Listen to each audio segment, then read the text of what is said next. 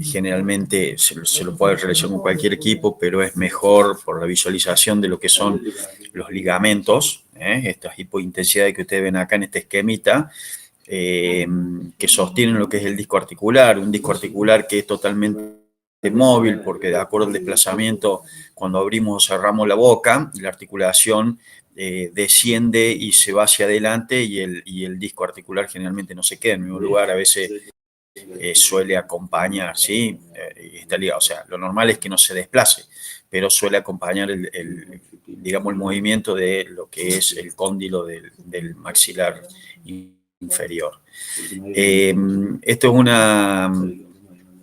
podría decir de alguna manera, a mí en lo personal, no sé, de lo que están ustedes ahí, que haga resonancia magnética, no me gusta hacerlo este tipo de estudios, un estudio muy largo, muy tedioso, es bastante variable respecto de las diferentes secuencias de pulso que se utilizan. Nosotros utilizamos mucho lo que son ecogradientes, pero también se hacen T1 y T2. El tema es que es muy largo porque tenemos que hacerlo con boca cerrada y con boca abierta. Y hay ciertos odontólogos, porque a veces hay dos tipos pueden ser médicos especialistas en maxilofaciales, que ante un traumatismo normalmente de maxilar o un traumatismo facial, necesitan el estudio para hacer una reconstrucción, pero en la generalidad de los estudios normalmente lo suelen pedir los odontólogos. Y los odontólogos a veces lo piden con lo que se le llama posicionador terapéutico, que nosotros hacemos boca cerrada. Posicionador terapéutico vendría a ser como una leve abertura, ¿sí? Es como si tuvieran ustedes con una placa de relajación en la boca y luego una apertura completa. Es un estudio que normalmente no se tienen los elementos para poder realizarlo. Nosotros generalmente lo sabíamos trabajar con posicionador terapéutico, el odontólogo en la mayor parte de los casos no te lo envía.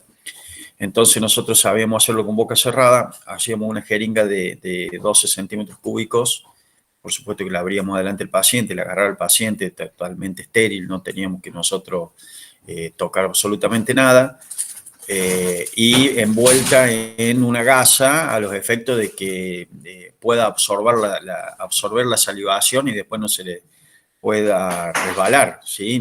Y se le puede escapar. Entonces, con eso logramos una abertura media y luego utilizamos una jeringa 60 en los casos en que se pudiera, y si no se podía, utilizábamos la misma jeringa, la metíamos un poquito más atrás y cambiábamos un poquito, pero lo normal es que en todos lados se hace boca abierta o boca cerrada, pero yo le digo que me ha tocado hacerlo con las tres posiciones y eso es bastante tedioso. Pero bueno, esto es un poquito el esquema de la reseña anatómica, como venimos haciendo en cada uno de los estudios. Fíjense que no es tan complicado, simplemente es ver hacer los estudios con las diferentes posiciones, después se pueden hacer dinámicas, un estudio dinámico, y de esa manera poder ver si realmente ante el traumatismo o la mordedura, porque a veces por la mordedura tenemos una articulación luxada. La antena que vamos a utilizar son las mismas que veníamos utilizando, pero en la mayoría de los equipos tenemos una flex array, que las vimos, cuando vimos antenas, vimos que son como dos antenitas bastante delgadas, con más o menos unos 10 centímetros de circunferencia, y que son antenas de superficie que van apoyadas en la articulación directamente a la altura del oído, ¿sí? O sea, a la altura del oído, después eso se las centra, son las dos,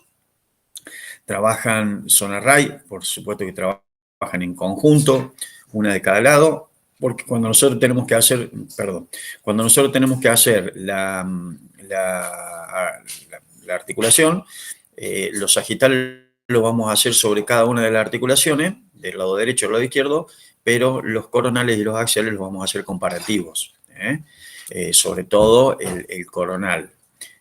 Así que tenemos que utilizar justamente las dos. La exposición del paciente va a ser de cúbito supino, se centra el estudio a nivel del ATM, preparación previa es la misma que venimos con todos los estudios y las indicaciones generales por disfunciones articulares, luxaciones, enfermedades degenerativas, traumatismos, anomalías congénitas, neoplasias, también podemos tener, no, particularmente en tantos años de trabajo, nunca tuve una neoplasia de ATM, pero no significa que no pueda haber, ¿sí? En cuanto a los planos y secuencia, vamos a hacer T1, T2 y eco de gradiente. Los eco de gradientes, generalmente, como yo les decía, el eco de gradiente es una secuencia de pulso muy utilizada, sobre todo para ver regiones articulares y lo que es el cartílago articular. Se van a hacer en coronal oblicuo y sagital oblicuo. Generalmente el primer plano, que es el axial, lo utilizamos para programar, ¿sí? En los casos de que tengamos algún tipo de neoplasia, podemos repetir planos en axiales, ¿sí? Para ver la ubicación del tumor. Vamos a hacer en T1 coronal y sagital oblicuo, en T2 igual y en eco de gradiente igual, que puede ser potenciado en T1 y T2. Si vemos que hay, ante el traumatismo, algún tipo de, digamos, edema, porque fue justamente un traumatismo, podemos hacer lo que es la supresión gaseosa, un STIR. Y también vemos cuál es el plano más representativo que nos puede mostrar la patología. Los parámetros de medición, por supuesto que esto luego hay que hacerlo con boca abierta y boca cerrada. Sobre todo se hace, no se vuelve a repetir todo el estudio que en un momento nosotros lo hacíamos repetido, pero sino que se buscan dos de las mejores imágenes que puede ser en secuencia de eco gradiente, que son las más, digamos, que tenemos mejor calidad de imagen a ese nivel, y podemos realizarlos en eco de gradiente, ¿sí? Para darle también un poco de movimiento también y dinamismo a la articulación. Los parámetros de medición, 250, dice pudiéndose con FOV más reducido, tal cual como cuando les dije yo que trabajamos con articulación con hipófisis, que podíamos reducir. Por supuesto que hay que tener mucho cuidado para ver la articulación, la hacemos un poco más chica, con un FOV más chico, pero tengamos cuidado con el tema del sobremuestreo. No nos olvidemos de eso para que no nos produzca el artefacto y después nos dañe la imagen. Relación señal-ruido la misma, espesor de corte 2 a 3 milímetros, dependiendo de los equipamientos. Acuérdense que acá necesitamos corte fino y la distancia de este corte de 0,0 o 0,05, 0,10, dependiendo. Si utilizamos equipos de alto campo con 2 milímetros de espesor de corte, el gap lo hacemos de 0,10, claro, de 0,10. Y si no, de 0,5 si es 3 milímetros. También podemos hacer secuencias 3D. Esto que vamos a ver acá es la programación. Estamos viendo un plano, estamos programando en este caso un plano sagital oblicuo sobre la articulación temporomandibular derecha. Lo primero que les decía yo que íbamos a obtener un plano axial. En el plano axial, esto que vemos acá que está de forma oblicuada con esa pequeña ISO a hiperintensidad de señal, es lo que vendría a ser la articulación temporomandibular del lado derecho. Fíjense que está un poquito por encima, por delante, en la región anterior de lo que es el conducto auditivo externo del lado derecho. Entonces ahí los gradientes de campo van a ser perpendiculares al eje largo de la articulación. Fíjense que esta es la articulación, y tenemos acá en la parte ósea, tenemos un eje largo que es oblicuo de arriba hacia abajo y de afuera hacia adentro. Entonces vamos a dar la perpendicularidad a ese gradiente de corte, a esa articulación. Y sobre un plano coronal, fíjense, no sé si alcanzan a ver, está bien que en esto estamos centrados en lo que es la ATM, pero fíjense en la región parietal derecha del cerebro, cómo se nota en este T1 que hay una tumoración, ¿no? Inclusive se ve el desplazamiento de la línea media, no sé si alcanzan a visualizarlo, esto es anecdótico, ¿no? Es como para mostrárselo nada más, y la compresión de los ventrículos laterales, como se han achicado sus dimensiones justamente por la compresión del tumor. Pero bueno, volviendo a la TM, en este caso el eje largo de la articulación va en sentido lateral y vamos a dar perpendicularidad de los gradientes en ese sentido, y a veces es un poco coincidente con la rama ascendente del maxilar inferior. Fíjense que la rama ascendente, esto es lo que viene a ser el cóndilo del maxilar inferior. La articulación, el eje largo de la articulación va en sentido lateral, los gradientes de corte van perpendiculares a esa articulación y a veces es un poco coincidente con la rama ascendente. Fíjense que como baja acá, la rama ascendente del maxilar, ¿sí? Bueno, y acá lo que estamos viendo es parte de la rama ascendente y parte del cóndilo con su respectivo menisco o disco articular. Bueno, me faltó decirles al principio que es una articulación bicondilia, como para tenerlo en cuenta. Esto que vemos acá es una programación coronal oblicuo. Lo vamos a hacer sobre un sagital o sobre un axial. El mejor plano de los dos siempre va a ser el axial, pero si tenemos un plano ya sagital oblicuo que lo hemos obtenido, nos vamos derecho a la articulación, como pasó en este caso. Eso significa que no solamente nosotros podemos programar sobre las primeras imágenes de scout que me da el equipo, sino que una vez que vamos obteniendo imágenes podemos trabajar sobre esas imágenes directamente, que ya es sobre el estudio en sí. Respecto de los gradientes de corte, para la programación sobre un sagital de un coronal oblicuo, vamos a hacer que los gradientes sean perpendiculares a esa articulación y levemente, porque esto coincidente con la rama ascendente del maxilar inferior, porque en este caso no podemos seguir la rama nosotros porque lo que nos interesa es la articulación, no la rama. A veces coincidente y a veces no. Y sobre un axial tomamos justamente ese eje largo lateral de la articulación y los gradientes de campos van a ser paralelos, ¿sí?, a ese eje. Bueno, de esa manera siempre tenemos que hacer una articulación y después podemos hacer la otra. En el caso de que querramos ver los coronales para hacer un estudio comparativo, lo que vamos a hacer, no podemos lograr, no vamos a poder lograr que los gradientes de campo darle la dirección paralela a cada articulación, porque las dos van hacia adentro y hacia abajo. Pero sí podemos trazar uniendo ambas articulaciones y nos va a dar una imagen bilateral coronal de ambas articulaciones. Bueno, esto que vemos acá es una imagen que se ha utilizado un FOV bastante chico, ¿sí? Cuando hacemos el sagital lo hacemos directamente sobre la articulación. Fíjense que estamos viendo esto que vemos acá es parte del zigoma, ¿sí?, del temporal. Esto que vemos acá es el cóndilo. Esto que vemos acá es parte del menisco, ¿sí?, del menisco articular. Bueno, conducto auditivo. Y esto que son músculos. Esto es una secuencia sagital potenciada entre 1, pero yo les diría que es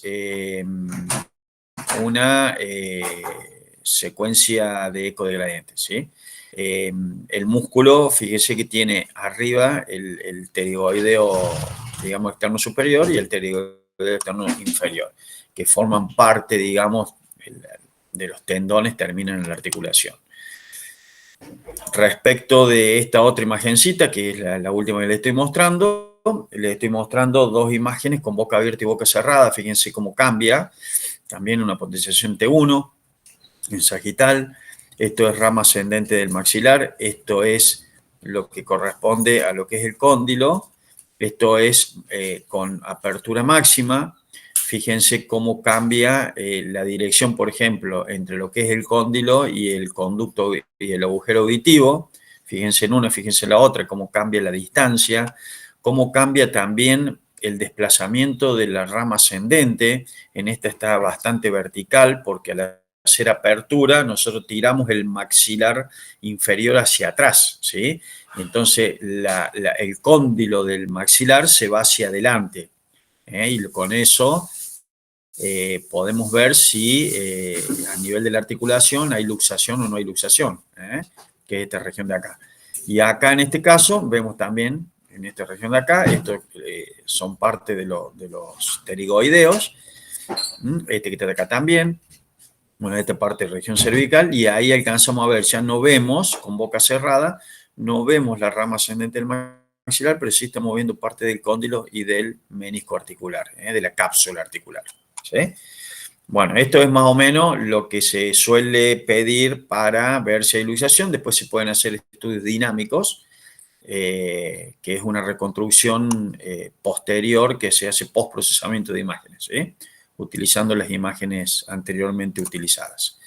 No sé si hay alguna pregunta que quieran realizar hasta acá, si no continuamos. Bueno, vamos a subir entonces otra de las diapositivas, vamos a ir bajando un poquito. Vamos a ver lo que corresponde a la región del cuello. Sí, que esto ¿no? Generalmente es un estudio que se le suele pedir para ver la visualización. A ver, normalmente se pide columna cervical o se pide angio que es algo que ya estuvimos viendo, angio de vasos del cuello, ¿sí? Pero normalmente cuando piden resonancia magnética del cuello es porque están pidiendo para ver partes blandas por alguna patología de tipo tumoral o algún tipo de patología de la vía respiratoria alta o digestiva. Generalmente lo piden por alguna de esas razones. De todas maneras, no es un estudio que lo pidan muy a menudo, ¿sí? Yo no sé si en mis años me lo han pedido 2 o 3 veces nada más. En la mayoría de las veces que hacemos en esa región es por columna cervical, que es lo más común. Digamos, los estudios más comunes que piden del organismo son lo que es columna, articulaciones. Dentro de las articulaciones es hombro, cadera y rodilla, tobillo también entra un poco, pero hombro y rodilla son las más solicitadas de todo. Y cadera, bueno, depende de las edades también. En pacientes más adultos piden caderas, ¿sí? Y luego después dentro de lo que es neuro, también, bueno, columna, vuelvo a repetir, y cerebro. ATM se pide poco, hipófisis sí entra dentro de los pedidos, pero no tanto como una resonancia de cerebro. Bueno, siguiendo un poquito, entonces vamos a ver lo que les decía de cuello. En cuello, ustedes saben que la mayor cantidad de las cosas tenemos, tenemos en la región anterior un poco los compartimentos que tienen que ver directamente con lo que es la vía respiratoria, la vía digestiva. Tenemos la glándula tiroides, bueno, tenemos las glándulas salivales, que por ahí esos son algunos motivos que a veces nos piden, inclusive después les voy a mostrar unas imagencitas justamente por eso. Que nos suelen pedir por algunos tumores de glándulas salivales, a veces sobre todo la parótida, que es una de las que más suele inflamarse o sufrir algún tipo de patología. Luego tenemos hacia la región posterior, bueno, tenemos lo que es columna y todos los grupos musculares del cuello, desde, qué sé yo, el trapecio, que es uno de los más importantes que generalmente se trabaja en la región más superficial y más posterior, a todos los músculos hacia adentro que forman los diferentes grupos. Fíjense que están marcados con líneas rojas porque van marcando diferentes compartimentos, ¿no? Como acá parte de lo que son los paravertebrales, los cervicales superficiales y cervicales profundos. Qué sé yo, tenemos acá los músculos largos del cuello, bueno, tenemos lo que es el paquete vasculonervioso, la vena, nervio y la carótida, o sea, la yugular, la carótida y el nervio. Tenemos esto que es esófago, tenemos esto que es tráquea, esto que es la región de la tiroide, esto que bien superficial hacia afuera son los esternocleidomastoideos, acá estamos viendo solo un as, porque todavía no hizo la división hacia el as clavicular y el as mastoideo, estamos un poco más abajo. por eso vemos uno solo, y luego todos los músculos dioides, ¿no? Partes de los que son los supradioideos e infradioideos, que de acuerdo a la altura en que vamos haciendo el corte, nos va mostrando los diferentes tipos de grupos musculares. Bueno, esto es como para tener una idea generalizada de lo que se suele pedir para cuello. La bobina que vamos a utilizar es la multipropósito, la CP neck de array de cuello. En esta la neck array es una antena que también lo usamos para columna cervical. Utilizamos el mismo tipo de antena. Es una antena muy buena, con muy buena calidad de señal. Y si no, también tenemos las flexibles, que son de los equipos, por ejemplo, les había mostrado de diferentes tamaños de acuerdo a las dimensiones que tiene el cuello. ¿Sí? Respecto de... Denme un segundito.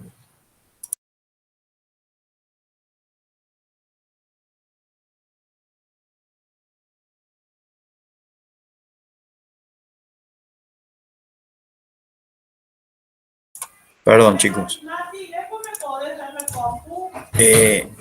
La posición del paciente, bueno, de cúbito supino, centrando más o menos en la región media del cuello, que estamos a la altura de lo que es el mentón. Preparación previa, ayuno, igual en caso de utilización de medio de contraste. Las indicaciones en general, tumores. Generalmente acá solemos encontrar tumores de glándulas salivales, de la parótida, o también de grupos musculares. Bueno, controles posquirúrgicos, adenopatías, alteraciones de vía respiratoria, alteraciones de la vía digestiva, que no está puesto, pero bueno, hay un sinnúmero de patologías por las cuales podemos, nos pueden solicitar, digamos, una resonancia magnética de cuello. Secuencia de plano que vamos a utilizar, T1 en axial, coronal y sagital, siempre lo vamos a hacer en los 3 planos. ¿Por qué en los 3 planos? Por las dudas que después cuando hagamos, que acá no está puesto, pero que vaya tras la inyección de medio de contraste, vamos a repetir justamente el T1 en los 3 planos de estudio, o al menos 2, dependiendo la representación de lo que estamos buscando. En STIR lo vamos a hacer axial, ya que la axial de los 3 planos es el más representativo, salvo que estemos viendo en la parte alta, digamos, del cuello, donde están en juego parte de la orofaringe, que por ahí los planos axiales tenemos una mejor visualización, ¿sí? Pero bueno, en general allí son estos los planos que vamos a utilizar. Los parámetros en medición, acá también podemos utilizar no solamente el STIR axial, sino que podemos hacer algunas de las secuencias con supresión grasa potenciadas en T1. Hacemos un T1 con un FATSAT, podemos utilizar y vamos a tener también muy buena visualización, porque vamos a hacer una supresión de esa grasa. Los parámetros de medición van a ser FOB de 250 milímetros. Por supuesto que depende, puse ahí el perímetro del cuello del paciente. ¿Por qué? Porque por ahí tenemos pacientes, igual que la cantidad de gradiente de corte, ¿sí? O la distancia entre corte, que ya lo vamos a ver. Tenemos pacientes con cuellos muy longilíneos y tenemos otros con prácticamente que no tienen cuello. Entonces, va a depender mucho de eso, el tamaño de la antena que vamos a utilizar y los FOB que vamos a utilizar, ¿sí? Por ahí utilizamos para pacientes que prácticamente no tienen cuello, vieron que son muy cortitos y con diámetros muy marcados. En esos casos, por ahí utilizamos FOB más cuadrados, ¿sí? Pero en un longilíneo utilizamos un FOB rectangular, utilizamos un FOB, supónganse que sea de 250, 260, 270, que en el sentido longitudinal vamos a usar esa medida, pero en sentido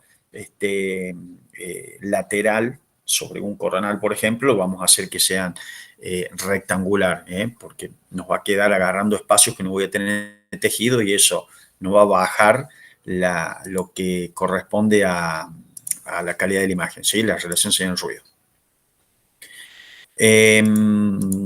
Bueno, el espesor de corte, bueno, la relación señal-ruido, fíjense, siempre manejamos lo mismo, tenía que ser lo más óptimo posible. El espesor de corte, 6 a 8 milímetros. Esto es lo que yo les digo, que si es un cuello muy corto, usamos vale 6, y si es muy longilíneo, nos vamos un poquito a 8. o podemos seguir con 6 y agregamos más gradiente de corte, que eso lo que nos va a hacer es elevarnos un poquito el tiempo de exploración. Por eso hay que ver a veces cuando nosotros vamos a hacer los estudios, estas modificaciones en qué van a influir de acuerdo al resultado final del estudio, ¿sí? Porque por ahí yo necesito de que al subir el espesor de corte, acuérdense que si subo el espesor de corte me baja un poquito la resolución. Entonces, si me baja la resolución, ¿yo qué quiero? ¿Más resolución, menos resolución? ¿O prefiero seguir con la misma resolución y agregar más gradiente aunque el tiempo de exploración se me vaya un poquito más arriba? Pues acuérdense que si agrego más gradiente tengo que subir, si no me lo permite, un poquito el tiempo de repetición. O sea, fíjense cómo vamos jugando, que yo les decía que es una disciplina del diagnóstico por imágenes donde la primera parte física no es para dar la física y ya nos vamos, no, justamente la primera parte física nos sirve para entender y qué relación directa puede tener esta parte física sobre la calidad de la imagen. Entonces, tiene una relación que siempre vamos a estar volviendo hacia atrás, ¿no? Lo que pasa es que después en el tiempo, cuando ustedes ya están trabajando, ya no se acuerdan de lo que decían los parámetros, sino que lo van viendo continuamente porque están modificando y van viendo cómo la resolución cambia, ¿sí? Eso lo van aprendiendo. Pero está bueno entenderlo para después poder aplicarlo, porque si no, no lo podemos aplicar correctamente.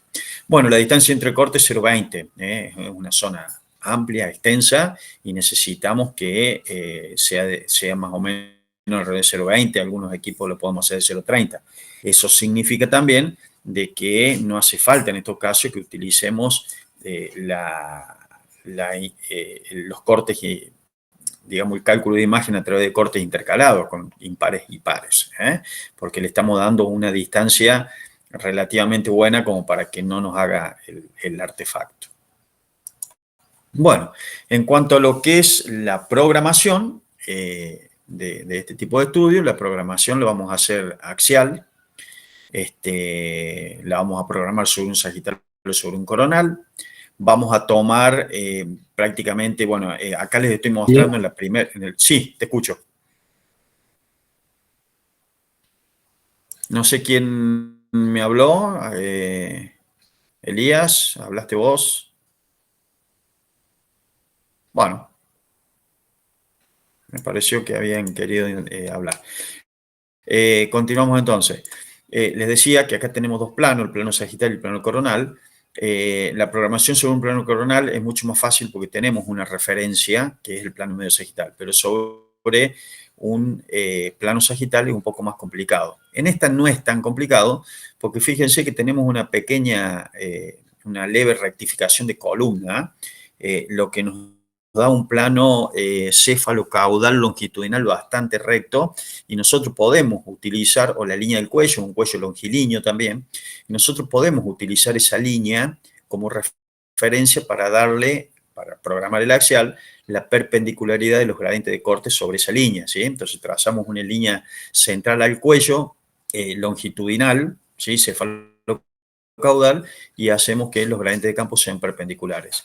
El problema va a ser cuando nosotros tengamos una curvatura cervical bastante marcada, que a veces no podemos seguir en ese plano. Por eso siempre yo digo, tenemos que tomar alguna referencia y generalmente vamos a un plano central del cuello y trazamos una línea imaginaria para luego darle perpendicularidad a esa línea, ¿sí? En el caso del axial sobre el coronal es mucho más fácil porque fíjense que tenemos como referencia el plano medio sagital del cuerpo en el cual damos perpendicularidad a eso. Entonces, de esa manera es mucho más fácil poder lograr de acuerdo a esa referencia. La programación coronal, en estos casos, lo que vamos a hacer es también lo mismo, esa misma línea, en este caso usamos la columna, pero esa misma línea céfalo-caudal imaginaria, en vez de hacerlo perpendiculares como hoy en la programación axial, ahora lo vamos a hacer coronales, ¿sí? Entonces, podemos hacer desde la región anterior posterior y bien desde un poquitito más arriba del agujero magno hacia abajo hasta lo que es manubrio external para que no nos quede ninguna región sin estudiar.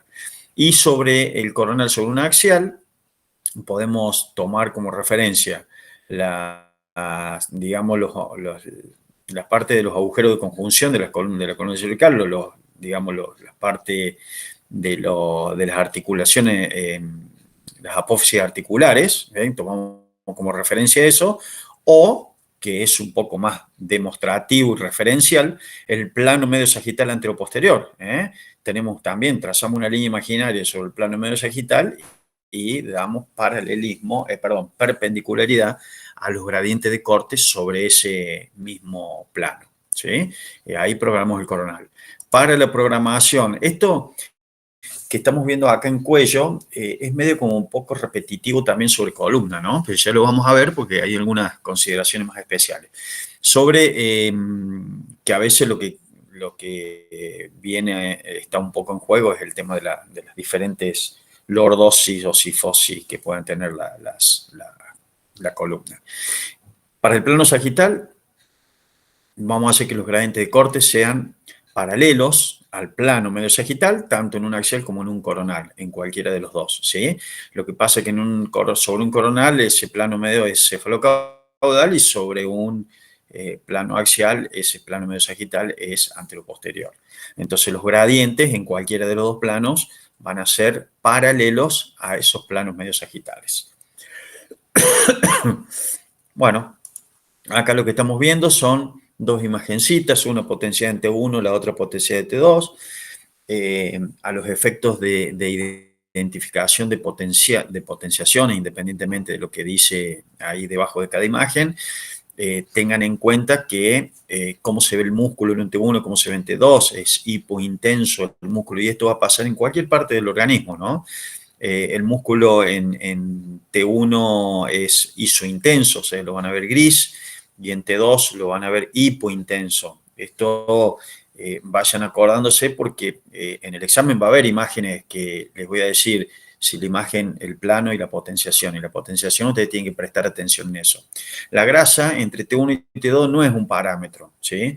Porque la grasa sí se ve hiperintensa en ambos casos.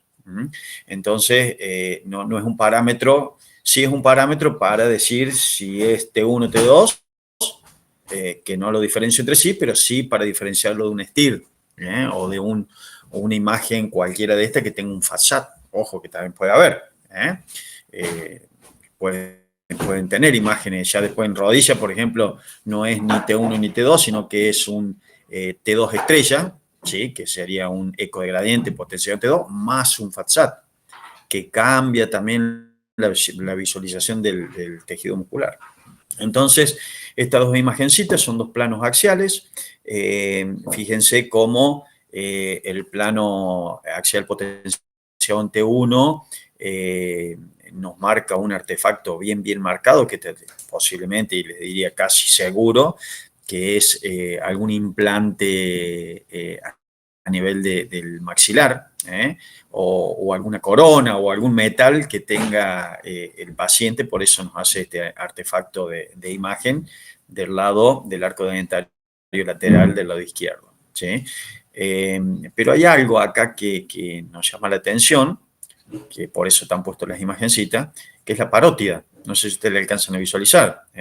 Fíjense cómo se ve la parótida del lado izquierdo en T2, bien hiperintensa, se ve, y del lado izquierdo en T1 se ve isointensa, como si estuviéramos viendo un músculo, ¿sí? Entonces, si yo la veo en el T2, puedo decir que tanto como la visualizo acá, puede ser grasa o puede ser líquido, ¿sí? Fíjense, si yo esto lo comparo con el líquido cefalorraquídeo, es intenso. Y si lo comparo con esta región acá que es grasa, es intenso. O sea, ¿qué es lo que es? ¿Es líquido o es grasa? Bueno, para eso nos vamos a fijar en el T1. Fíjense cómo se visualiza, isointenso. Si yo la comparo con la parótida del otro lado, fíjense que se ve iso a hiperintenso, es más hiperintenso en relación a la parótida del lado izquierdo. Entonces, ¿qué significa esto? De que si acá es hiper y acá es hipo o iso a hipo, ¿sí? Significa que su contenido es líquido, no es graso, ¿sí? Porque si fuese graso, se debería ver con la hiperintensidad como se ve la grasa. Eso ya nos acercó un poco a ver cuál es el contenido que tiene ese tejido, ¿sí? Que a veces, bueno, en tomografía, en visualización de imagen no nos podemos dar cuenta, tenemos que andar midiendo con los ROI, ¿sí? Tenemos que andar midiendo para ver de acuerdo a la densidad del tejido, decir, bien, acuérdense que tomografía, de acuerdo a las diferentes densidades, nosotros vamos diciendo qué tipo de tejido puede ser. Bueno, en resonancia no hace falta que midamos intensidades. Directamente la intensidad que nos da el estudio ya y de acuerdo a las diferentes potenciaciones nos aproxima a tener un diagnóstico de cuál es el contenido que predomina en esta imagen, ¿no? Y estas últimas imagencitas que estamos viendo acá, fíjense que estamos viendo los dos son, en definitiva, coronales en STIR, tanto la imagen tercera como la primera, y una potenciación T1 en la imagen central, ¿sí? Entonces, cuando yo hago el STIR, si hubiese sido grasa, que ya lo veíamos en las dos imágenes en las imágenes anteriores, habíamos dicho que no era grasa porque para que sea grasa se tiene que ver hiperintenso en T1. Entonces acá, esta imagen sagital en T1, fíjense que esta imagencita oval, redondeada, oval, que estamos viendo acá, que es la región de la parótida, estamos viendo que tiene ISO, intensidad de señal, a hipo, parecida al músculo, más tirando oscurita, ¿sí? Pero siempre con la señal de un T1. Entonces esto nos está indicando que es un contenido, no es líquido, porque si no se tendría que ver bien hipointenso o más marcado, pero es un contenido líquido, quizás proteico puede ser, bueno, algún tipo de líquido que no es líquido como el agua, que nos está marcando esa isointensidad, pero que cuando nosotros, o sea que grasa no es lo que yo diagnostico, pero que cuando yo hago el STIR, fíjense en las dos imágenes, con diferentes tiempos de inversión, por eso están así de esa manera. Cuando yo hago el STIR, ahí me doy cuenta de que no es grasa, ¿sí? Pues si fuese grasa, tendría que aparecer oscura, suprimida, que es justamente la función del STIR. Entonces, ¿cómo, con esto que queremos ver, que cómo a veces a través de diferentes potenciaciones nos acercamos a un diagnóstico del contenido de la imagen tumoral que estamos viendo. Y bueno, el tipo de tumor, si bien nosotros no vemos patología, pero después ustedes con el tiempo lo van viendo, porque de acuerdo a las edades, género, de acuerdo a la ubicación, ya hay una clasificación de tumores que nos dice cuáles son los tipos de tumores que pueden pertenecer a esa región. Ver si es muscular, si no es muscular, si es óseo, si no es óseo, y eso ya nos deja una amplia gama de tumores afuera, de acuerdo a lo que estamos visualizando. Después, si el tumor, cuando ustedes le hacen las imágenes, podemos ver, vieron que, por ejemplo, en tumores cerebrales hay mucha clasificación respecto también a si tiene calcificaciones en su interior. Bueno, las calcificaciones, acuérdense que en tomografía se van a ver con una ISO a hiperdensidad. Son más brillosas las calcificaciones, pero en resonancia magnética al revés. El calcio en resonancia es oscuro, es hipointenso. Entonces, si el tumor tuviera microcalcificaciones, veríamos puntos hipointensos en su interior, que también después de la inyección del medio de contraste habría que ver si no los confundimos con vasos sanguíneos rotos, por ejemplo, ¿sí? De acuerdo si un tumor agresivo o no, si está encapsulado. Bueno, hay muchas características que vienen a lo que son la clasificación de los tumores por diferentes regiones. Bueno, no sé si les queda alguna duda hasta acá de lo que vamos viendo. No sé si voy muy rápido, quieren que hable un poquito más lento, porque por ahí yo largo y encaro demasiado.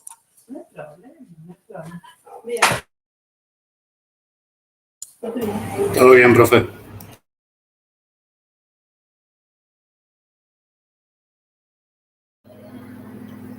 Vamos bien.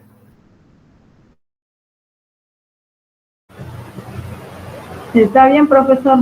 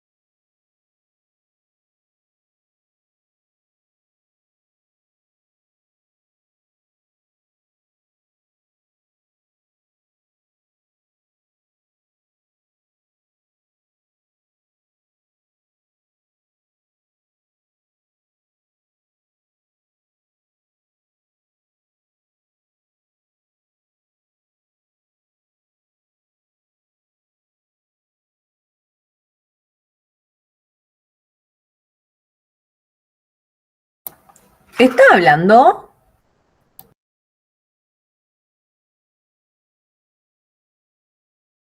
Sí, sí, perdón, tenía silenciado, hace como, no sé, 2 minutos que estoy hablando y tenía silenciado el micrófono. Bueno, perdón, vuelvo a empezar. Bueno, me escuchan bien ahora, ¿no es cierto? Sí. Sí, Tenían que saber señas para sordomudo, para poder entenderme. Bueno, volvemos a empezar entonces. Vamos a ver columna en general. Generalmente, como decía recién, que no me lograron escuchar, los tramos más solicitados son la columna cervical y columna lumbar. Sacrocoxis, hay veces que lo piden muy especialmente, pero normalmente, o sacrocoxis, sí, sacrocoxis. Pero generalmente cuando uno pide lumbar, pide lumbosacra, y entonces ya incorpora la parte sacra también ahí. En menor medida también la columna dorsal, ¿sí? Los motivos por los cuales pueden ser pedidos son diferentes, a veces por la búsqueda de enfermedades desmielinizantes. Ustedes saben que no solamente se busca a nivel cerebral, sino también a veces cervical y dorsal, que donde tengamos cordón medular podemos también encontrar algunas placas de desmielinización. Y bueno, con equipos ya de más alto campo, inclusive se pueden hacer estas tractografías, que son estudios que se hacen a nivel de cerebro, como para hacer un seguimiento de todo lo que es la parte neurológica. Pero bueno, eso no lo tenemos incluido dentro del programa, no lo vamos a ver tampoco. Pero como para que tengan una idea que también existe ese tipo de estudio. Pero acá lo que se busca son lesiones de tipo de cordón medular, o lesiones que pueden afectar al cordón medular, pero que son lesiones de la parte ósea, de lo que son los discos intervertebrales, los cuerpos, dadas a través de fracturas, dadas a través de que no hubo fracturas, pero hubo luxaciones, que ya después les voy a contar un caso que tuvimos, que fue un pequeño desprendimiento de la dura, que nos llevó mucho tiempo poder. Les diría que fue recién a partir, no sé si el tercer estudio que hicimos que lo pudimos descubrir, la patología, pero nos había sido medio dificultoso, hablando de un equipo de bajo campo, ¿no? Pero bueno, como para tener una pequeña reseña anatómica, bueno, acá nos están marcando los diferentes tramos.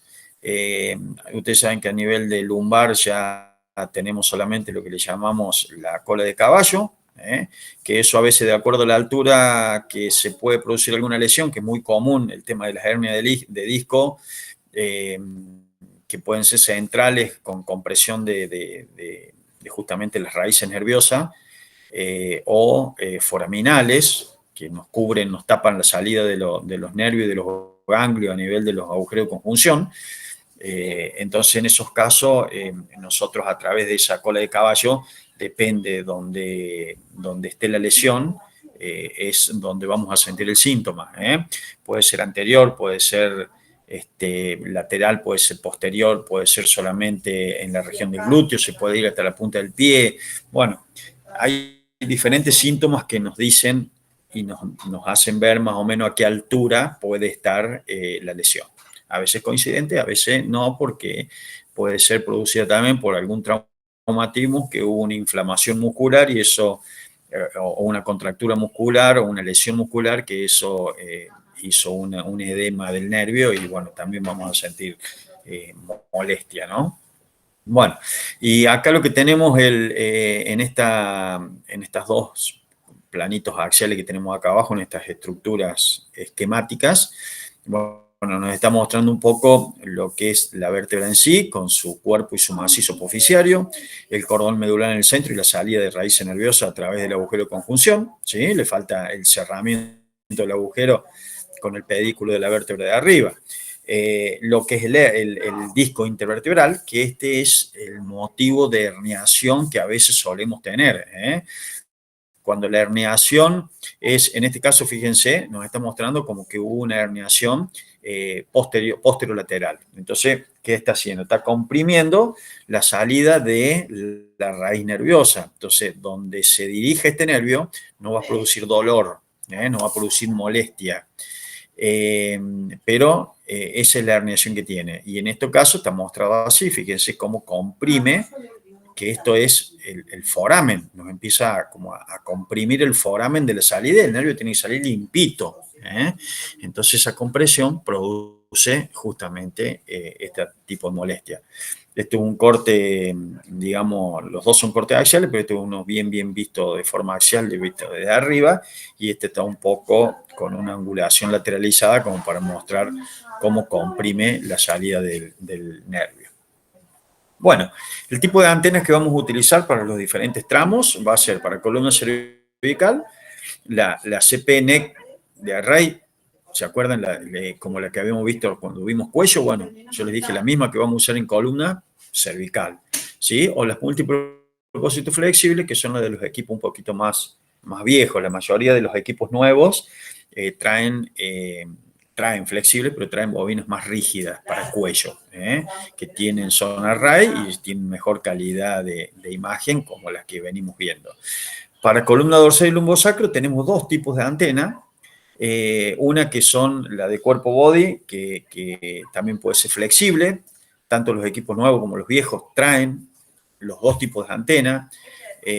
Por ejemplo, el 0.23, que yo le decía de Siemens, ese traía únicamente flexible, que es una de las desventajas, porque en el tiempo la flexible, uno que la abre y la cierra, termina rompiéndose los canales de cobre que tiene por dentro que hacen la transmisión de la frecuencia. Y bueno, ya uno las puede reparar porque eso se abren, se sueldan las cintas, tienen como cintas de cobre en la región central. De más o menos, ¿vieron como los fideos cinta? Bueno, eso es de cobre y cubre, recorre toda la antena por el lado de adentro. Con tanta flexibilidad que tienen, terminan rompiendo, quebrándose, como cualquier plaquita de cobre. Tienen arreglos, pero no vuelve a tener la misma calidad, eso lo cuento por experiencia, no vuelve a tener la misma calidad que tenía la antena originalmente. Y los que son mejores para dorsal y lumbosacra, que también las usábamos para abdomen, para tórax, son las CP Body Array, o en este caso, que es únicamente para columna, la Spine Array, que esta se usa exclusivamente para columna y que también viene incorporada en el equipo, en la mesa. O sea que nosotros podemos hacer un estudio, no de abdomen con la que viene en la mesa, ¿sí? La tenemos que seleccionar, por supuesto, pero sí un estudio de columna porque es una estructura bien superficial. Entonces, tenemos buena llegada con esa antena. En cambio, con una antena, la Spine Array, que viene incorporada en la camilla para hacer un abdomen, no nos sirve porque la región central y anterior del abdomen no nos llega la señal. Entonces, no nos sirve. Así que, bueno, estas son algunas de las características de las antenas que utilizamos para los diferentes tipos de sectores de la columna. La posición del paciente es en decúbito supino, que es el protocolo que nosotros deseamos hacer para que tengamos buena calidad de imagen. ¿Se puede hacer prono? Sí, se puede hacer prono. ¿Sí? Lo pueden hacer prono, pero solamente en aquellos casos en donde el paciente por alguna imposibilidad no lo puede hacer en supino. Nosotros tuvimos un caso también particular, cuando recién se había instalado el equipo de 0.23 abierto de Siemens, era 0 km, una calidad de imagen excepcional. Y en la ciudad de Córdoba, yo le digo, bueno, ustedes saben que en la ciudad de Córdoba hoy en día debe haber más de, no sé, 30, 40 equipos de resonancia magnética. En aquel momento, el equipo que estábamos instalando era el primer abierto que había en el país. Y no sé si Villavicencio tenía uno. Había otro instituto acá de Córdoba que le decían que tenía un equipo abierto, pero era montado sobre 4 columnas. ¿Se acuerdan cuando hablamos de las configuraciones? Es que no era en C abierto como son los 0.23 o los 0.35 abiertos que tenemos hoy en la actualidad. Bueno, en aquel momento sabíamos, no muy a menudo, pero sabíamos recibir pacientes de Buenos Aires por el peso. porque la camilla también soportaba hasta 200 kilos, está montada sobre 4 ruedas. Y bueno, nos llegó un paciente que tenía 170 kilos, jovencito, 22, 23 años, tenía buen manejo de su cuerpo, bueno, la circunferencia abdominal nos influía en que entraba muy, pero muy justo y muy apretado sobre el espacio que había entre el polo superior y el polo inferior del imán, ¿sí? Entre la C, digamos. Entonces, acuérdense que también tenemos que poner la antena, y la antena tiene que tratar de no tocar o apenas rozar, pero no tocar. Así que la única manera de poder hacer y que ingresara el arco que cerraba la antena, esta antena flexible que yo les decía, era hacerlo en decúbito ventral para que él mismo, con su peso, pudiera comprimir su abdomen y de esa manera bajaba un poquito más, ¿sí? Mediante la compresión. Bueno, lo logramos hacer así, colaboró muchísimo el paciente y se pudo hacer el estudio. Por lo tanto, la posición de protocolo es de cúbito supino, pero no significa que no podamos hacerla en alguna otra posición, o de cúbito lateral o de cúbito prono. Bueno, depende ahora, de acuerdo a las programaciones, ya les voy a mostrar imágenes, pero se las voy diciendo. La columna cervical, vamos a centrar en la región del mentón, solicitando al paciente realice una respiración pausada y que cuando el equipo haga ruido, evite tragar. Bueno, esto, a ver, no sé los que hacen resonancia que le dicen al paciente. Yo normalmente les aviso de la respiración pausada, como en todo estudio, le digo que la respiración tiene que ser pausada, que respire normal, pero que no trate de hacer inspiraciones esas profundas que se mueven todo. Pero el tema de tragar yo no se los digo. No se los digo porque ustedes después pruébenlo ustedes solo en su casa. Cuando ustedes le dicen a alguien que no trague, es cuando más saliva genera, ¿sí? Y un paciente que está en decúbito dorsal y que ustedes le dijeron que no trague, se le llena la boca de saliva y llega un momento en que o va a tragar haciendo más ruido del que corresponde, digamos, un movimiento del que corresponde, o se puede ahogar, y ahí sí que es mucho peor todavía. No porque le vaya a pasar algo al paciente, porque generalmente ya no lo único que puede hacer es toser, pero ya tienen que parar el estudio y es mucho más grave. Cuando ustedes al paciente, esto se lo digo porque lo he probado, no le dicen nada de que no trague, de que evite tragar, el paciente no está pensando en eso y no genera una ansiedad que le produzca saliva.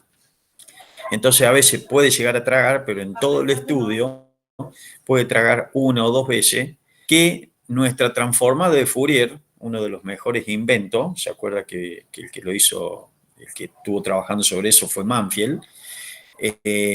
Nuestra transformada de Fourier, al ver ese artefacto que se puede producir, que se dio en los 5 minutos en una sola vez, piensa de que no corresponde al estudio que se estaba haciendo porque tiene información de fase y frecuencia que eso no corresponde a eso, y trata de eliminarlo. Eso no significa que lo elimine completo, pero puede minimizar el artefacto, ¿sí? En ese movimiento muy suave que hizo el paciente para tragar un poquitito de saliva durante el estudio. Por eso a ver, dentro del protocolo se dice, sí, trate de no tragar, pero yo particularmente le digo, no lo uso. Respecto de columna dorsal, vamos a centrar en la región media esternal, y esto en algunos lugares se usaba, en otros no. Siempre tenemos referencia para saber la altura de las diferentes vértebras dorsales, pero generalmente ustedes cuando palpan tenemos lo que son las apófisis espinosas, que son algunas de transición. Ustedes saben que C7 vienen las apófisis espinosas muy pequeñas y C7 ya se agranda porque es la de transición hacia las dorsales que empiezan a ser un poco más grandes. Entonces, generalmente uno palpa, pone un marcador graso para tener la referencia de cuál es la primera, ante la búsqueda de alguna patología que se pueda encontrar en columna dorsal, ¿sí? Entonces, en esos casos, lo que nosotros vamos haciendo es poner un marcador graso, que solo se le utiliza el marcador graso, se usa la almendra, que es muy graso, y solo se lo utiliza para hacer el scout, después se lo saca. Que no llegue a pasar como en algunos casos que en nuestro mismo servicio nos hemos olvidado la almendrita puesta durante el estudio, y resulta que después el médico la informa como un quiste graso, ¿sí? Como un quistecito de grasa, porque cuando hacemos el T1 es hiper, cuando hacemos el T2 es hiper, entonces si llegaste a hacer una supresión grasa lo suprime, entonces le puse presencia de quiste a nivel de C7 de origen graso. Y no, resulta que es una almendra, ¿sí? Entonces tenemos que tener mucho cuidado con eso, ¿eh? Gracias a Dios lo agarramos a tiempo, no salió el informe así que después se informó como marcador graso porque la imagen estaba, pero hay que sacarla, no puede estar en un estudio, ¿sí? Entonces eso lo usamos generalmente como se puede utilizar sí o no como referencia, pero también hay otras referencias que son parte del mediastino, que nos dan a las diferentes alturas de la vértebra, ¿sí? Respecto de columna lumosacra, vamos a centrar a nivel de la cresta ilíaca, ¿sí? Con los miembros inferiores en reposo sobre un plano de apoyo levemente elevado, eso que elevemos un poco la parte del muslo y que caigan un poco las piernas, es a los efectos de que nos baje ¿vieron como cuando uno hace a veces una radiografía de columna, que es para que la curvatura de la columna lumbar descienda un poco sobre la base, sobre el apoyo, bueno, esas son más o menos las diferentes formas de cómo podemos ir acomodando al paciente. La preparación previa es la misma, ayuno en caso de que tengamos que hacer medio de contraste, independientemente de los tumores. Tengan en cuenta ustedes que también podemos utilizar medio de contraste en pacientes posquirúrgicos para poder dilucidar si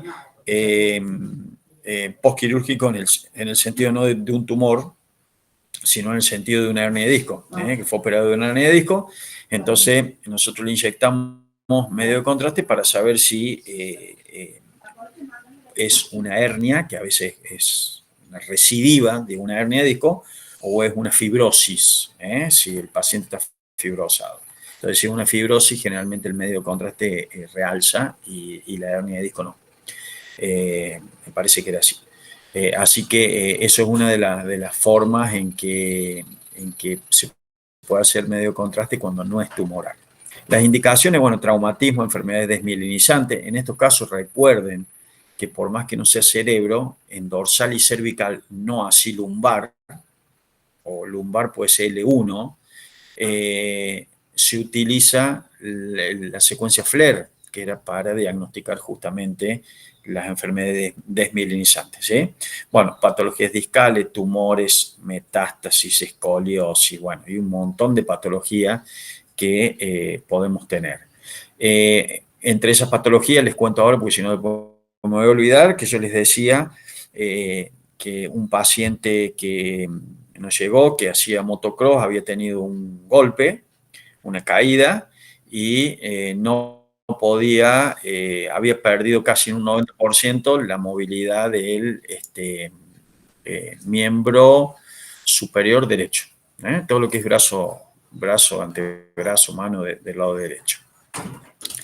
¿Qué es lo que pasó con eso?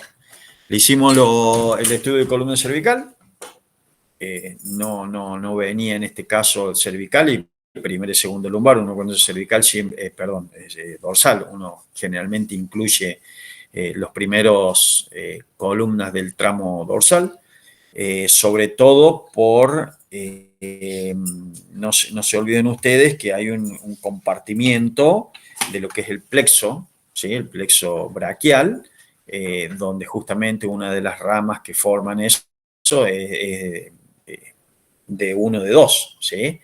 Entonces tenemos que siempre ir un poquitito más abajo.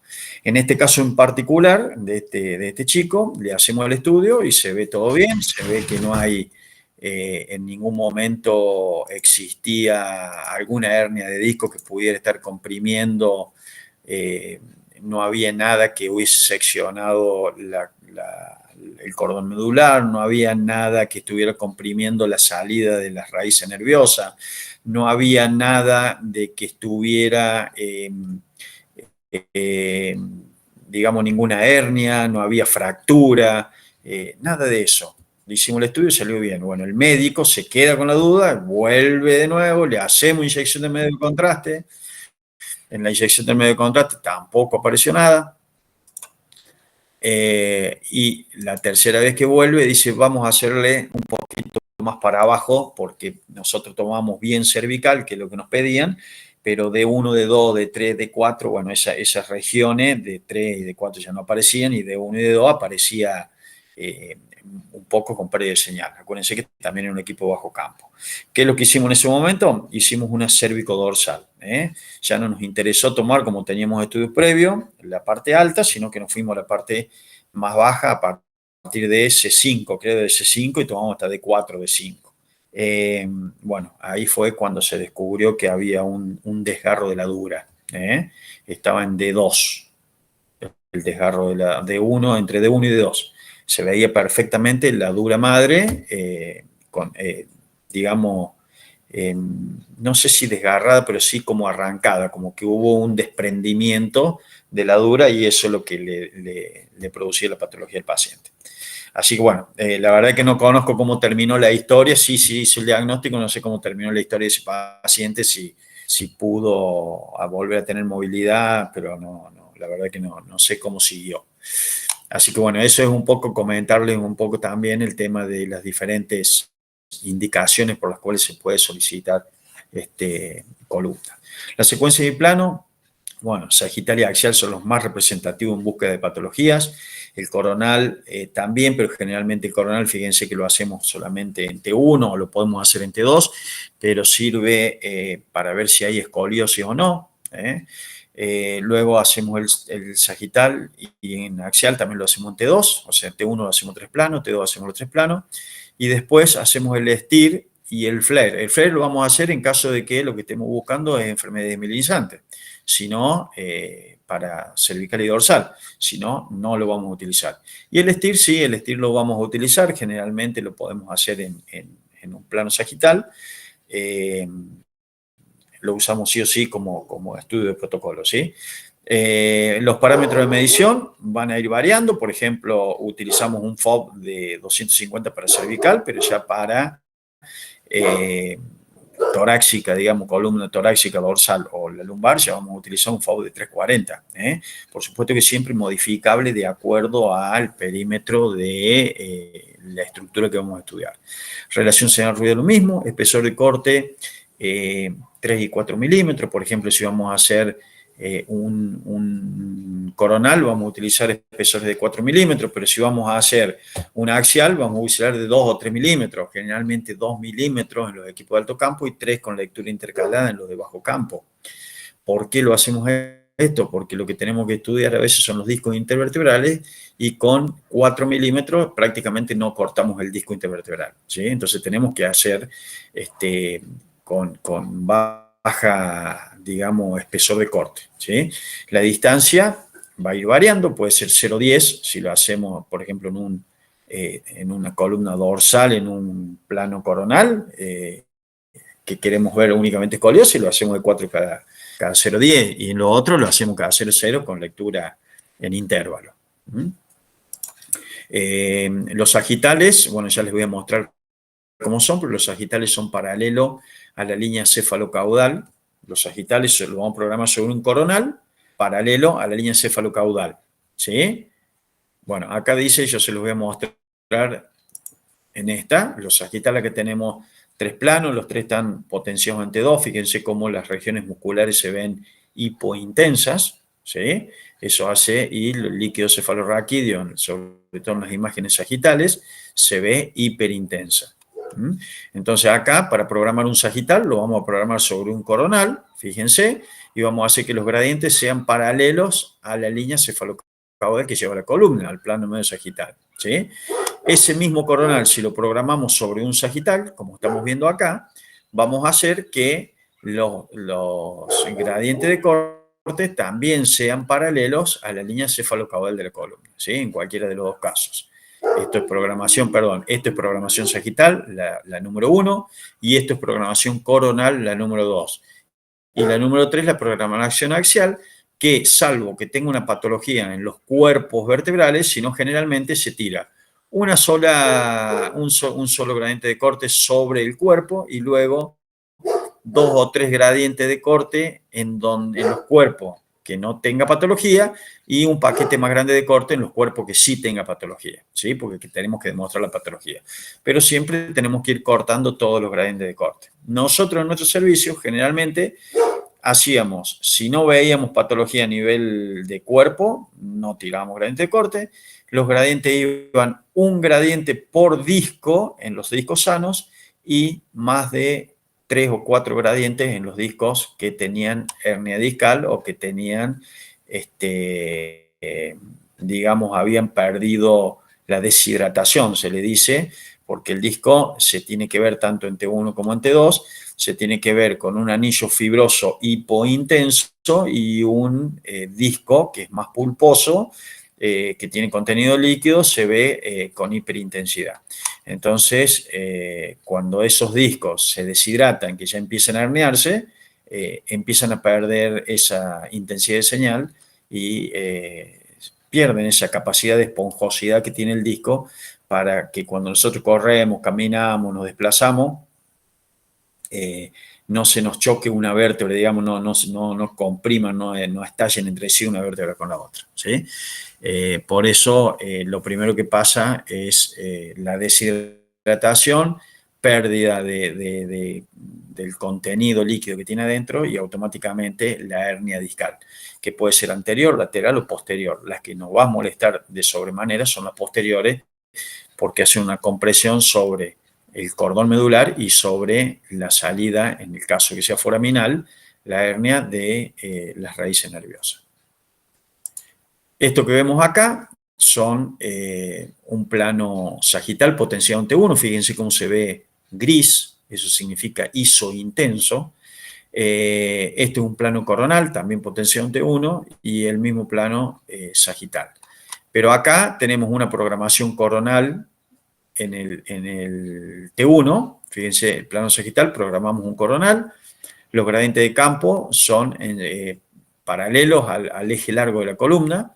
Y esto que vemos acá adelante es una banda de presaturación. Esta banda de presaturación es una aplicación que tiene la secuencia de pulso, que ustedes la pueden agregar en cualquier parte del cuerpo, que es para saturar toda la región anterior. Entonces, que esa saturación, por ejemplo, el paciente hizo un movimiento de deglución, se mueve un poco, ustedes saben que la faringe sube y baja cuando el paciente traga saliva, por ejemplo.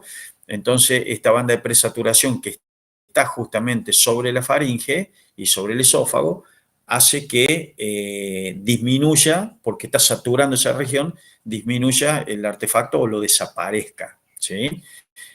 Bueno, esas son las funciones, son gradientes aplicados extras para excitar el tejido y evitar que nos dé señal. Esas son las bandas de presaturación, se utilizan mucho en columna, en general dorsal, lumbar y cervical.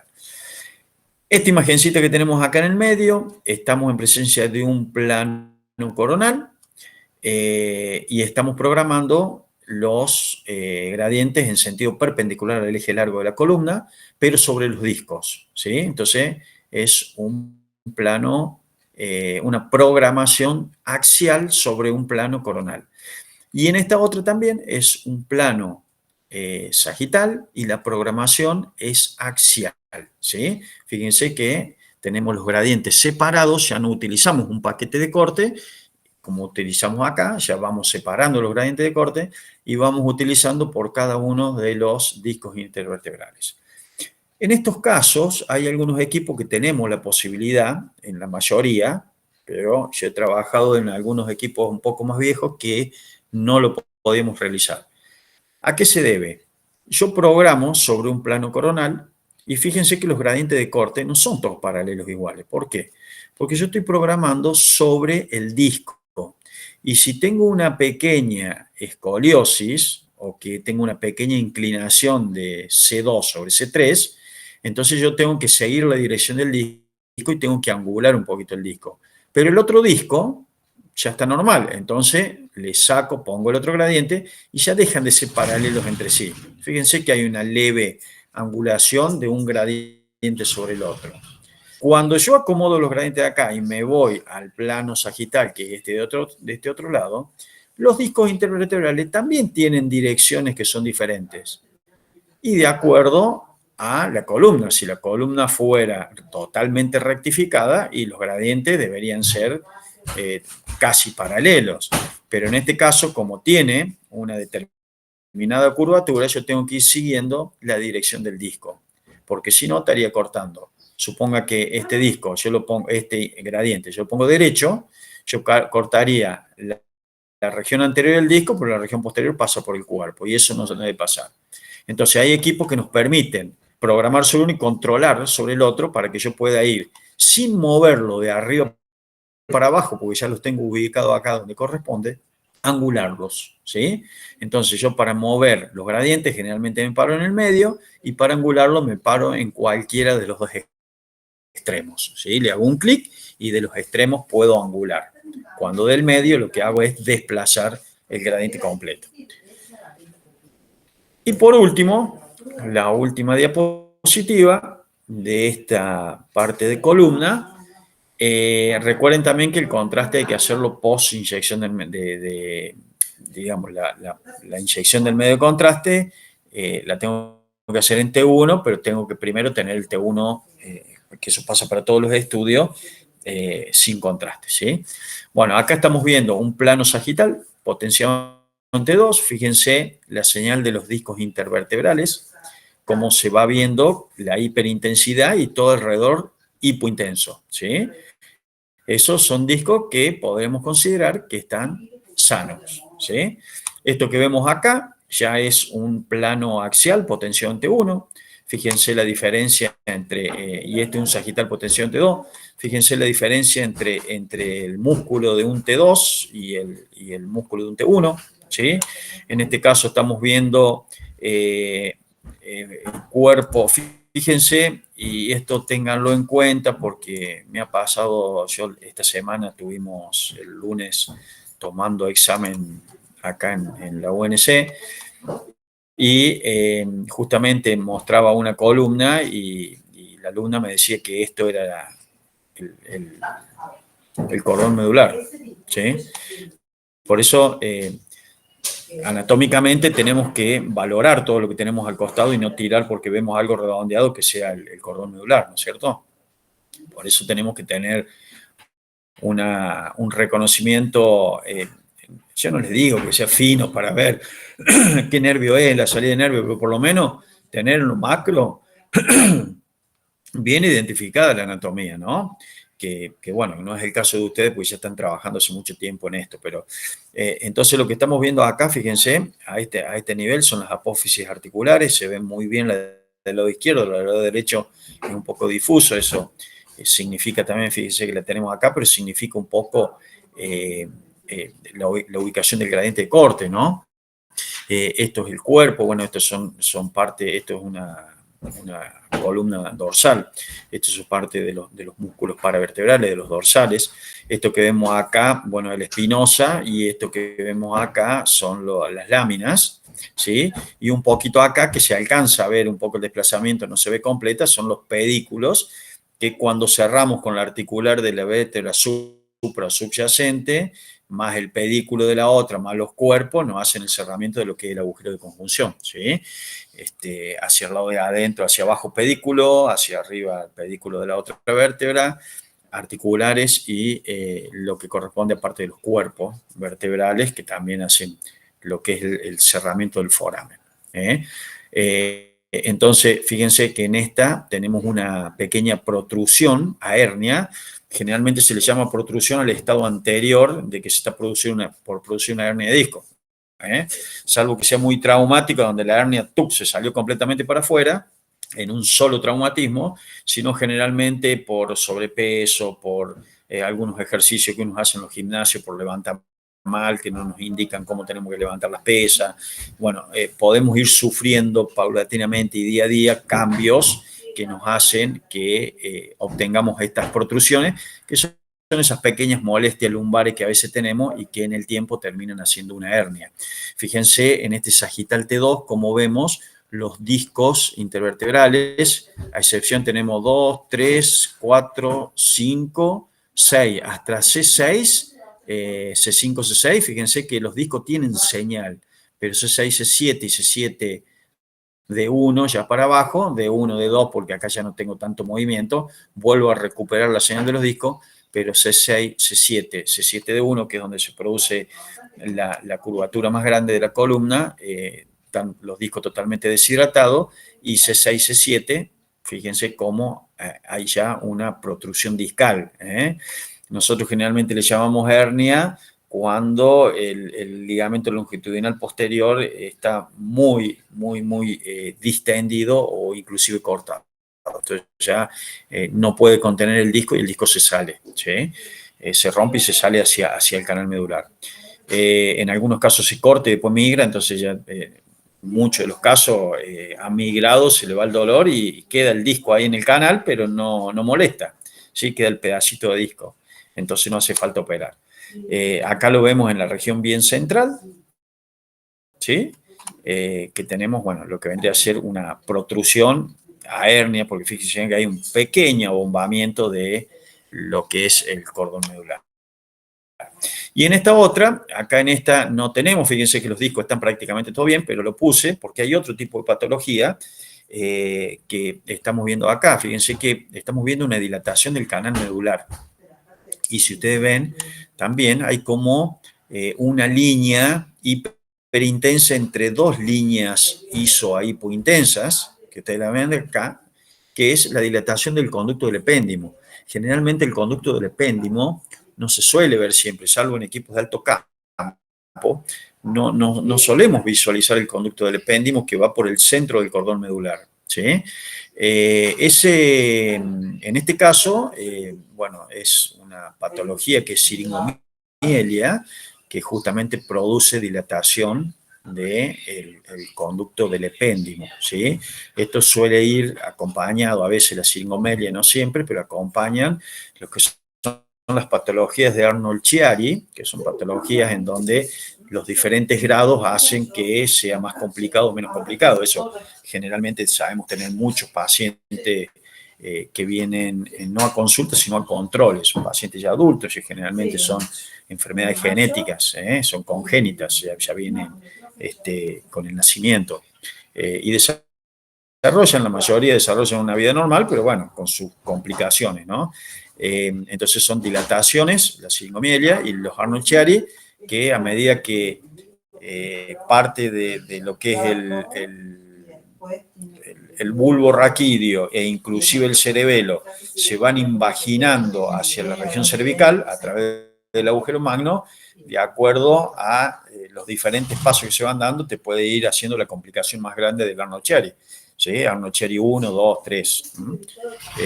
Pero bueno, eso es como para mostrarles un poquito lo que es la columna, ¿sí? No sé si tienen alguna duda, quieren hacerme alguna otra pregunta.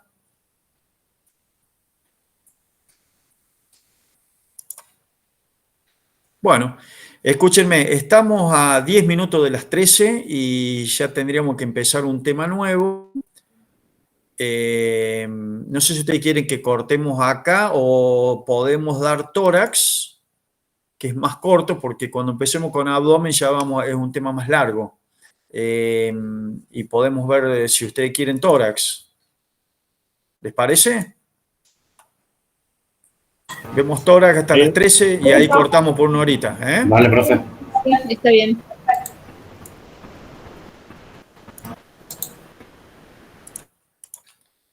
Bueno, lo que vamos a ver un poco de tórax, bueno, lo que tiene tórax en las imágenes en T1 por resonancia magnética, tenemos la particularidad de que a veces son imágenes muy similares a la tomografía, ¿sí? Independientemente de que tenemos la posibilidad de hacer un montón de otras estructuras y que hay ciertas estructuras que, por más que se parezca a la tomografía, son diferentes, pero ustedes comparativamente agarran una imagen de TAC y una imagen de resonancia en T1, axial en T1, y son bastante similares las imágenes.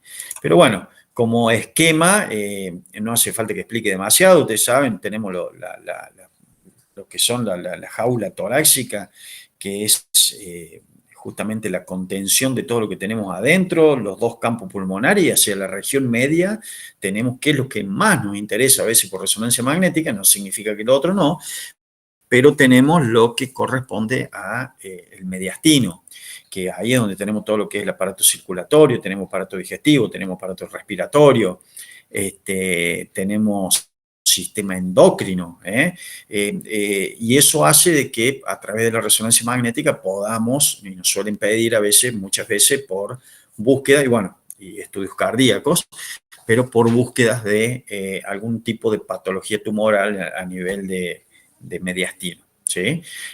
Bueno, yo después les voy a mostrar unas imágenes que tenemos ahí, pero que la patología no es mediastinal, sino que es pulmonar específicamente, ¿sí? Pero bueno, esto es más o menos anatómicamente lo que vamos a visualizar. Yo después les voy a pasar, ahora cuando cortemos, les voy a pasar todos los power, así ya no me olvido, como para que ustedes tengan alguna referencia. Pero esto, fíjense que les va mostrando, yo fui poniendo diferentes cortes, son cortes axiales potenciados en T1, fíjense que se ve isointenso el músculo, toda la región muscular se ve isointensa, eso significa que estamos en presencia de un T1. Respecto de los vasos sanguíneos, acuérdense que, por ejemplo, vemos hipointensidad de señal en los campos pulmonares también. En los campos pulmonares, ni más ni menos, porque no tenemos prácticamente presencia de protones. Podemos tener algunas hiperintensidades que pueden ser dadas por, digamos, en estudios normales, pueden ser dadas por algunas señales de algunos vasos sanguíneos, ¿sí? Que nos pueden estar dando señal porque tomamos digamos, la excitación del protón. Pero en la mayoría, fíjense que tenemos hipointensidad de señal. Pero puede pasar también que, como acá, por ejemplo, que tenemos la aorta descendente y la aorta ascendente, y fíjense cómo la aorta tiene diferentes señales. ¿Por qué? Porque generalmente, ¿se acuerdan cuando vimos angio? Que estábamos viendo sobre todo cómo era el comportamiento del protón, porque era un líquido en movimiento, y que habíamos visto de que si el paquete de protones que entraba al corte se excitaba con el pulso de 90 y el de 180, los dos, la señal iba a ser hiperintensa, pero si se excitaba con, digamos, el de 90 y no agarraba el de 180, íbamos a tener vacío señal, o al revés. Si los protones que entraron después del 90 agarraron de 180, tampoco vamos a tener señal, porque le falta una excitación, ¿sí? Pero pasaba que en una de esas de los que entraron al corte, agarraron el de 90, agarraron el 180, tenemos una señal extraordinaria, y los que entraron agarraron el de 90, pero la mitad se fueron y la mitad agarraron el 180. Bueno, eso es lo que pasa acá, razón por la cual estamos viendo la aorta ascendente, que esta que estamos marcando acá, la vemos con una no hipointensidad como vemos acá, fíjense que se ve negro, sino que se ve levemente pintado. Entonces ahí significa que parte de los protones fueron excitados por ambos pulsos. En cambio, acá en la aorta descendente se ve bien hiperintensa, significa que todo el paquete fue excitado, ¿sí? Entonces, eso es lo que, fíjese, pero acá, a nivel de por ejemplo, bueno, lo que es vena brachiocefálica, que por ahí las venas es más fácil que tomen hiperintensidad de señal porque digamos, la velocidad del fluido es mucho más lenta que en la arteria, Entonces suele, digamos, por ahí aparecer, pero de todas maneras, fíjense, el tronco brachiocefálico o venoso brachiocefálico acá que marca es hipo. Estas dos partes, lo que es la arteria carótida derecha y la subclavia derecha, acá también se ven hipo. Bueno, esta región central es la tráquea, o sea que ahí la vamos a ver hiposis también. Pero acá la carótida del lado izquierdo y la subclavia del lado izquierdo también se ven hipo. Esto porque estamos ya, son por encima de lo que es el callado. Y después vamos bajando, acá tenemos callado. Esto que vemos acá parte de la vena cava superior, bueno, acá seguimos viendo parte de lo que es la tráquea. Acá ya vemos la división de los bronquios, bronquio fuente del lado izquierdo, del lado derecho. Y bueno, acá esta que parece así como una división es lo que es el tronco de la arteria pulmonar, que generalmente se ve así y que a veces suele ser motivo de estudio cuando veamos cardíaco. De cardíaco no vamos a ver el estudio en sí cómo se hace, sino que vamos a ver cómo se programa para comenzar a hacer el estudio, ¿sí? Porque hay que tener valores hemodinámicos, hay que tener para la programación, pero por lo menos saber cómo reconocer el corazón y cómo poder estudiarlo. Bueno, en estos casos, tener en cuenta el tronco de la arteria pulmonar. Fíjense, tenemos el 13 del tronco y después se divide. Y estas que son un poquito más abajo, donde ya empezamos a ver, bueno, estamos entrando ya en lo que es la fase cardíaca, la parte de la base. Acá ya estamos en lo que es el corazón específicamente, donde tenemos tabique y los cuatro, digamos, las dos aurículas y los dos ventrículos. Y bueno, y esto es un plano coronal donde también vemos lo que es parte de aorta ascendente y que está por hacer el callado, y ahí se ve como si fuese unos dedos de guante, que son las salidas de los diferentes vasos de la aorta, ¿no es cierto? Lo que son tronco cefálico izquierdo, la subclavia, bueno, las carótidas. Pero bueno, esto es más o menos lo que corresponde a la región torácica en general. Después vemos hacia la región posterior, bueno, en la región anterior tenemos acá lo que es la parte de esternón, la parte de los arcos costales, que van a conformar lo que son las parrillas, que es sobre todo de sostén y contención ante traumatismos, y la parte posterior que cierra, por supuesto, con lo que es la columna. La bobina que vamos a utilizar, bueno, va a ser una raíz de cuerpo. Estas pueden ser, tenemos dos tipos de antenas. Acuérdense que la bobina body tenemos las que son flexibles y las que son rígidas. Cualquiera de las dos son aptas para realizar este tipo de cosas. Las de los equipos más nuevos y superconductivos, tanto la flexible como las rígidas son array. En cambio, las de los equipitos más viejos son con menos, no son array, son con menos canales de recepción de señal, y eso lo que hace que a veces, no te digo que tengan una calidad mala, pero sí tienen una calidad de imagen inferior a las arrays, ¿sí? La posición del paciente en decúbito supino, centrando en región media external. ¿Se puede hacer prono? Sí, se puede hacer prono. Recuerden siempre que lo mejor es la supino, pero en estos casos, por alguna imposibilidad, podemos nosotros buscarle la forma. Preparación previa a la misma y las indicaciones, bueno, tumores mediastinales, de parénquima pulmonar, patologías ganglionares, aneurismas de aorta, patologías de tipo cardíacas también. Secuencias y plano, vamos a hacer un T1 en los 3 planos de estudio, axial, coronal y sagital, un T2 en axial y coronal, y un STIR en axial, ¿sí? Dice, como alternativa, solemos utilizar algunas secuencias de eco de gradiente, que son secuencias Brijol, que se le llaman, que se hacen con apnea respiratoria. Son secuencias cortas, sí tienen paquetes de cortes, de gradiente de corte, que son mínimos. Por ejemplo, en Spineco podemos hacer una axial, pero lleva 20 gradientes de corte. En cambio, una Brijol quizá lo hacemos de paquetes de 4 y vamos repitiendo y corriendo la secuencia de pulso hasta que terminemos de cortar. Un poco como hace tomografía, que hace un escaneo. Bueno, acá lo vamos haciendo, pero con secuencias con apnea respiratoria, ¿sí? Por supuesto que podemos utilizar los gating respiratorio y cardíaco, que esto hace que nos minimicen los movimientos respiratorios y el movimiento cardíaco en la región, ¿sí?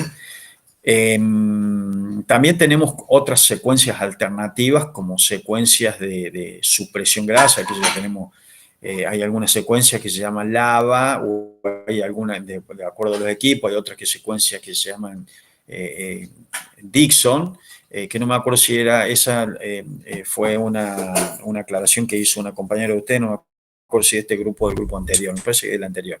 Pero bueno, son secuencias que trabajan con supresiones grasa y supresiones de líquidos, ¿sí? Es por estos artefactos que a veces nos hacen en lo que es grasa líquido, pero se usa más en abdominal porque tenemos más presencia de grasa a nivel abdominal que la que podemos tener a nivel torácico. Por supuesto que sí, la tenemos a nivel torácico en lo que es la sangre con la grasa pericárdica. Entonces ahí se pueden usar este tipo de secuencias también. Los parámetros de medición, bueno, los FOB de 340, acuérdense que es una estructura grande que tenemos la relación señal-ruido la misma. El espesor de corte vamos de 8 a 10 milímetros, salvo las excepciones en donde encontramos alguna región con algún tumor o algo. Entonces ya en esos casos lo que vamos a hacer es achicar el espesor de corte, pero vamos a estudiar la región. Pero primero tenemos que estudiar toda la caja torácica completa, ¿sí? La caja no, sino todo el tórax completo. Generalmente vamos a cortar desde un poquito por encima de la base del cuello hasta un poco por debajo de lo que es los diafragmas. Acuérdense que en tomografía generalmente ustedes cortan hasta lo que es cabeza de páncreas. Bueno, acá no sé si vamos a llegar a cabeza de páncreas, pero un poco por arriba para que poder ingresar bien todo lo que son los campos pulmonares y no nos quede nada afuera. La distancia entre corte va a ser de 0,30 milímetros. Bueno, y las programaciones, ¿cómo vamos a hacer? El axial lo vamos a programar sobre un coronal o sobre un sagital. Vamos a hacer que los gradientes de corte sobre un axial sean perpendiculares al plano medio sagital. Fíjense, tomamos como referencia también el plano de la columna, salvo que tenga una escoliosis muy marcada. Si no, generalmente tomamos el plano medio sagital o la columna. Sobre un sagital para la programación axial, que es lo que estamos viendo, vamos a hacer que los gradientes de corte sean perpendiculares a una línea cefalocaudal central, ¿sí? Vamos a tratar como no tenemos un plano referencial acá, la parte de la caja anterior torácica es curva, la parte posterior es curva, entonces lo que vamos a tomar es una región media, vamos a hacer una línea imaginaria y vamos a darle perpendicularidad a esa línea, ¿sí? Vamos a tratar de que sea lo más axial posible. Para la programación coronal, vamos a hacerlo sobre un axial o sobre un sagital. Recuerden siempre, no podemos programar, que esto lo dije, un plano sobre el mismo plano. O sea, yo elijo un plano y programo los otros dos. Siempre puedo programar los otros dos, pero no es el mismo plano. Entonces acá voy a programar sobre el axial un coronal, ¿sí? Y voy a hacer que los gradientes de campo sean perpendiculares al plano medio sagital que va en sentido anteroposterior sobre el plano axial, ¿sí? Entonces los gradientes, programación, gradientes perpendiculares al plano medio sagital sobre un axial. Y sobre un sagital van a ser paralelos a esa línea imaginaria que anteriormente, recuerden acá, habíamos trazado sobre el plano sagital. Ahora lo vamos a trazar de nuevo y vamos a hacer que los gradientes, en vez de ser perpendiculares a esa línea, van a ser paralelos. Por último, vamos a tener la programación sagital, que tanto para uno como para cualquiera de los dos planos sobre los cuales vamos a programar, los gradientes de campo son paralelos al plano medio sagital, en sentido cefalocaudal en un coronal y anteroposterior en un axial, ¿sí? Y por último, les muestro de nuevo, bueno, sigo mostrándoles algunas imagencitas de nuevo que son un poco del recuento anatómico que hicimos más adelante, cuando comenzamos, ¿sí? Y esta imagencita que vemos acá es un poco para ver lo que es este tumor que podríamos decir que tiene un poco como nacimiento en el mediastino, pero que ocupa toda parte del campo pulmonar en la región posterior. Fíjense lo importante a veces de tener más de un plano, porque si yo veo este plano, digo, bueno, esto me está ocupando únicamente la región mediastinal posterior del pulmón izquierdo, ¿sí? Tengo en realidad casi todo el pulmón libre, pero después tenemos que ver imagen a imagen desde qué punto a qué punto va, porque yo acá tengo una sola imagen. Pero cuando yo acá la traduzco teniendo estas dos imágenes nada más a un plano coronal, yo estoy viendo que en realidad, si bien es posterior, ese tumor está ocupando prácticamente desde el vértice del pulmón casi hasta la base, ¿sí? Es bastante extenso el tumor. Por eso es la importancia de poder mostrar los diferentes planos. Bueno, después tenemos caracterizaciones tumorales que a través de técnicas que no las vamos a ver nosotros acá, pero por ejemplo la espectroscopía, podemos ver qué tipo de contenido tiene eso, porque la espectroscopía trabaja un poco sobre la química que tiene, la composición química que tiene el tumor, ¿sí? Y lo hace a través de líneas espectrales. Bueno, todo esto podemos ya trabajarlo directamente sobre el tumor, ¿sí? Pero bueno, como yo les decía, los tumores tienen clasificaciones y tenemos algunas clasificaciones. Fíjense que en este tumor yo no tengo toda la imagen, pero si fuéramos al estudio, ustedes ven que en T1, porque las dos imágenes son potenciadas en T1, tanto el axial como el coronal, ustedes ven que la intensidad de señal es isointensa, pero alcanzan a ver algunos puntitos hipointensos en su interior, que habría que ver si se trata de vasos o si se trata de presencia de algunas calcificaciones, que nos da hipointensidad de señal. Así que bueno, esto es alguna de las cositas como para tener en cuenta en lo que es una resonancia magnética de tórax, lo que es programación y protocolo. Bueno, ¿alguna preguntita, chicos? No, profe. Nos vemos a las 14 entonces. Profe, una consulta. Sí, Elías, te escucho. ¿Qué le pregunto a qué hora terminaría más o menos la clase de la tarde? Y mira, yo siempre planteé, pero lo hemos hecho igual, va a ser como la clase pasada. Porque yo digo, podemos ponerle de 2 a 3 y media, cortamos y siempre llegamos a un acuerdo con ustedes que no, le pegamos derecho y le pegamos hasta las 4 y media, ponerle. O qué sé yo, cómo se van dando los temas. Pero de última, no más allá de las 17 horas. ¿Sí?